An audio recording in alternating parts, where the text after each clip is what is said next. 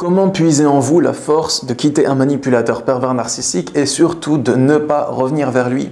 Parce que les personnes qui essayent de se libérer de l'emprise d'un pervers narcissique, que ce soit votre compagnon, votre compagne ou encore un membre de votre famille, souvent quand vous voulez le quitter, le distancer pour de bon, voire l'abandonner comme ils peuvent vous le dire, il se peut que sur votre route, vous rencontriez tout un tas d'épreuves que vous n'avez pas prévu de rencontrer. Du harcèlement en tout genre, du chantage affectif. Et ça, c'est des épreuves qui peuvent être difficiles à surmonter.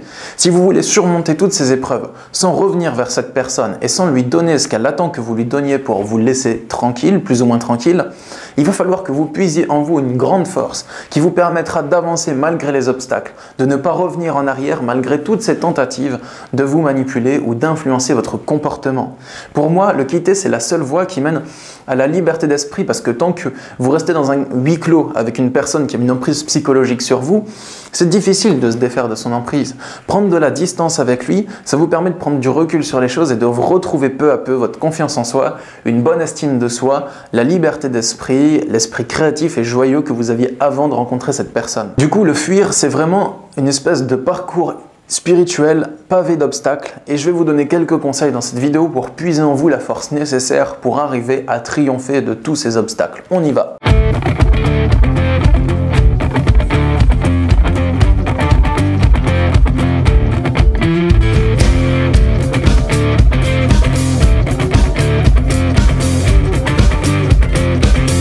Bonjour les amis, ici Stan Carré, sophrologue et coach en développement personnel. Dans cette vidéo, vous l'aurez compris, on va parler de relations avec le pervers narcissique. C'est généralement une relation d'emprise que vit le pervers narcissique avec une personne qui tient le rôle de victime dans la relation. Donc le pervers narcissique, il va vouloir créer peu à peu un climat de domination à la fois psychologique, mais souvent aussi matériel. Il est assez courant qu'un manipulateur essaye de rendre une victime dépendante de lui, en contrôlant ses finances par exemple, en l'isolant de son cercle social, ou encore en l'amenant à le rejoindre dans un lieu qui est isolé où elle ne connaît personne. Lorsque la victime essaie de se défaire du pervers narcissique, selon votre cas, ça peut être plus rapide ou plus long que pour d'autres personnes. Il se peut que le bloquer sur Facebook suffise, mais si vous avez des liens plus... Mais si vous avez plus de liens avec lui, par exemple un enfant en commun, une maison en commun avec lui, ou encore que c'est une personne de votre famille et qui va utiliser des membres de votre famille pour vous manipuler, il va vous falloir de la force, de la détermination et de la motivation pour traverser toutes ces épreuves. La première chose à faire déjà, c'est de voir toutes les épreuves que vous allez traverser quand vous allez essayer de distancer le pervers narcissique. C'est de voir toutes ces épreuves, non pas comme des malédictions qu'il vous envoie, non pas comme des armes qu'il vous balance à la tronche, mais plutôt comme des challenges à relever. Pourquoi vous voulez le quitter? Pourquoi vous voulez mettre de la distance entre vous et lui? C'est probablement pour regagner votre liberté d'esprit et votre liberté matérielle, votre liberté tout court. Cette liberté, c'est un joyau que vous allez devoir trouver, que vous allez convoiter et vous allez traverser différentes épreuves peut-être qui vous y mènent. Ces différentes épreuves, ça peut être de la part du pervers narcissique, de la colère, de la critique et de la dévalorisation, de la culpabilisation, du harcèlement, du chantage affectif, de la manipulation émotionnelle. Il peut aussi utiliser la honte pour vous faire revenir en se pointant sur votre lieu de travail et en faisant une scène par exemple. Toutes ces épreuves, vous pouvez les voir comme une malédiction, mais vous pouvez aussi les voir comme des challenges que l'univers vous envoie pour renforcer uniquement votre motivation et votre détermination, votre confiance en vous.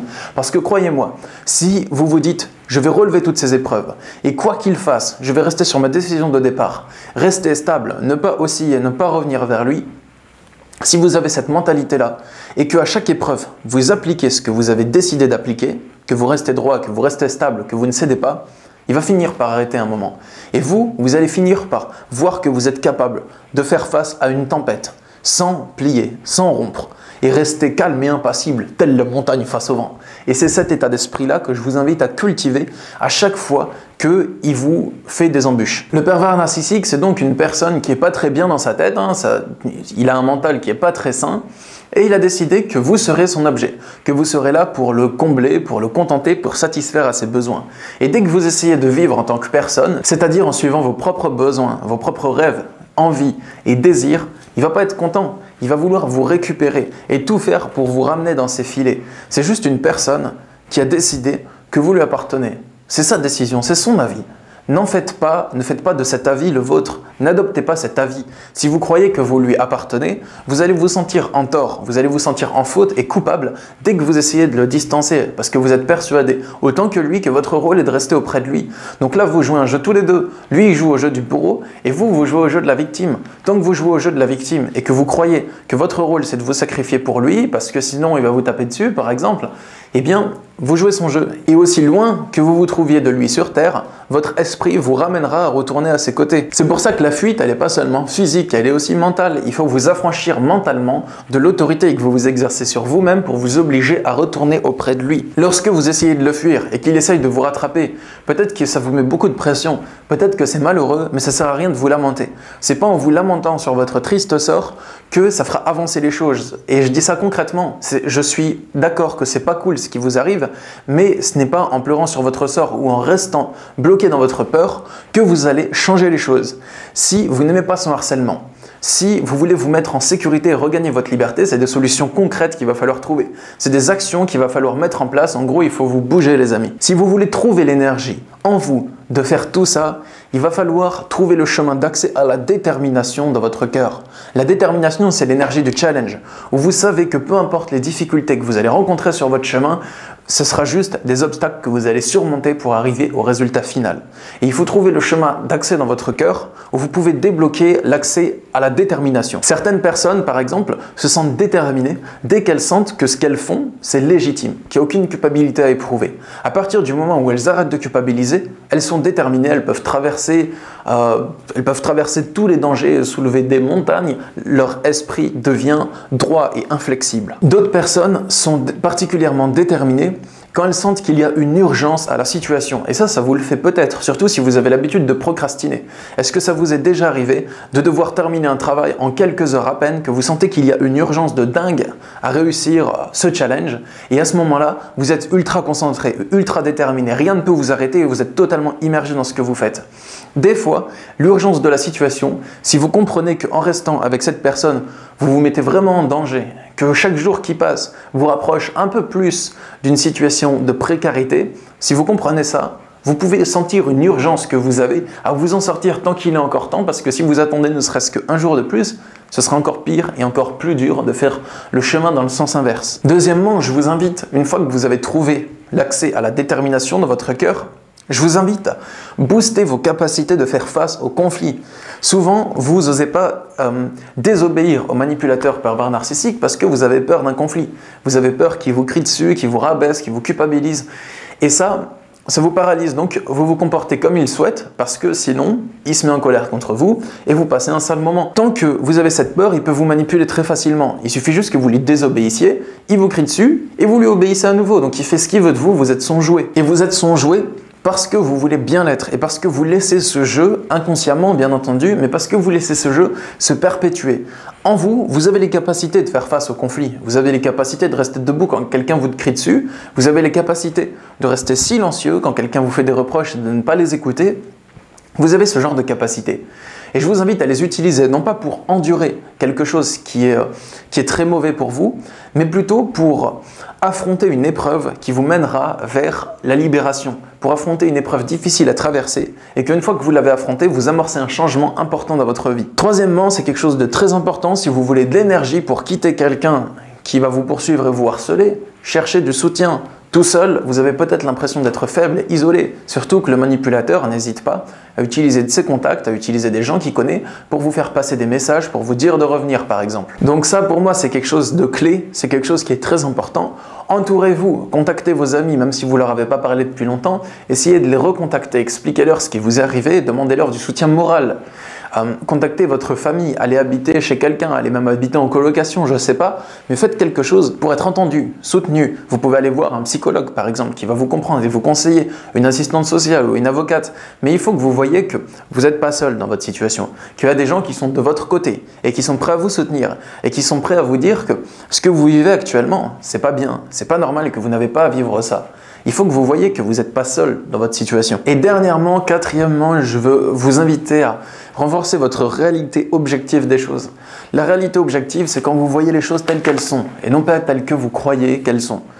Pour un exemple, Il y a de nombreuses personnes qui essayent de quitter un manipulateur pervers narcissique et qui se disent « il ne peut pas vivre sans moi, il est malheureux à cause de moi parce que je le fuis. Et du coup, mon devoir est de rester auprès de lui parce qu'à cause de moi, il est triste et que je pourrais l'aider à alléger ses problèmes en restant auprès de lui. » La réalité objective des choses, voir les choses telles qu'elles sont, ça consiste à voir que déjà, si vous avez envie de fuir le manipulateur pervers narcissique et que vous le faites à l'encontre de votre morale, parce que c'est limite votre survie qui vous y pousse, c'est pas pour rien. Vous le faites parce que c'est un besoin, c'est votre organisme, votre cœur qui vous pousse à aller de l'avant, parce que ce climat est toxique pour vous. Donc si vous avez fui, c'est simplement parce que la nature des choses, la nature de votre organisme vous a poussé à passer à l'étape supérieure de votre vie et à distancer quelque chose qui était toxique et trop mauvais pour vous pendant longtemps. En plus, le manipulateur pervers narcissique, il peut vous culpabiliser, il peut vous dire tu es une mauvaise personne, c'est à cause de toi que je t'insulte, c'est à cause de toi que je t'énerve. C'est juste ta vision des choses, c'est pas la réalité. Revoyez la réalité telle qu'elle est. Il s'énerve parce qu'il s'énerve. Il a le droit de contrôler sa colère. Si vous êtes une si mauvaise personne que ça, il a qu'à mettre des distances entre vous et lui, tout simplement. Et quand vous essayez de mettre ces distances, il vous rattrape. Il est complètement contradictoire. Donc tant que vous croyez sa logique, tant que vous croyez que ce qu'il raconte est vrai, ça va être la purée dans votre tête. Parce que c'est déjà la purée dans la sienne. Dans sa tête, c'est vraiment la bouillie. Il n'y a aucune cohérence, ou il n'y en a pas beaucoup de la cohérence. Donc, si vous faites pour la bouillie qui est dans sa tête, vous serez aussi perturbé que lui. Donc remettez un peu les choses à leur place. Placez une vision juste sur les choses. Regardez les faits. Pour conclure, si actuellement vous êtes en relation avec un pervers narcissique et que vous essayez de le distancer, que vous essayez de le fuir et que ça devient plus difficile que prévu, qu'il vous poursuit, qu'il essaye de vous manipuler, croyez-moi, toutes les épreuves que vous allez traverser, faites-le pour atteindre la liberté d'esprit, pour atteindre la liberté. Et ça vaut la peine comme joyau. Parce que moi, je l'ai, cette liberté maintenant. Et je peux vous dire que j'en profite bien de cette liberté, et que c'est un bonheur. Je me plais dans cette liberté. Donc si ce n'est pas dans votre cas, et que vous voyez que moi j'ai de la liberté que vous n'avez pas, eh bien je vous invite à tout faire pour que cette liberté devienne vôtre à vous aussi.